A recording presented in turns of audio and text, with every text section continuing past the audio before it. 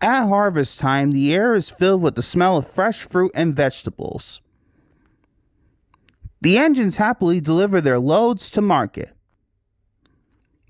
But one day, mist and rain swirled down Toby's line. Percy was delivering a load of fresh tomatoes. Suddenly, he felt a big bump. Percy cried. The guard put out the warning flags while Percy's driver inspected the tracks. He said, decided Percy. Percy puffed back as fast as he could. Huff, Gordon, muttered Percy. Next he spoke to Sir Topham Hatt. Cried Percy,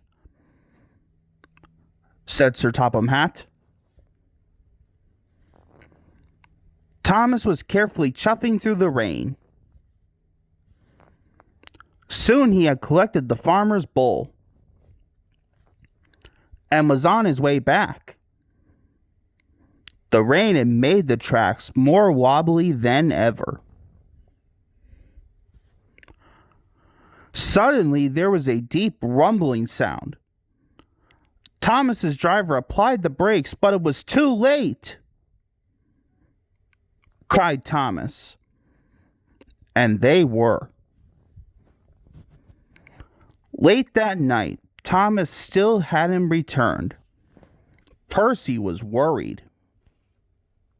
He said, Gordon and James took no notice. Huff, Gordon, said James. Percy asked his driver. Said his driver. Percy was nervous, but his lamp shone brightly in the dark. The tracks creaked and wobbled, but Percy pressed on. Cried Thomas.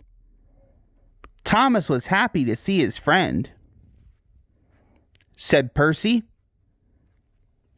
Percy puffed and pulled and pulled and puffed, and finally Thomas and his driver were free.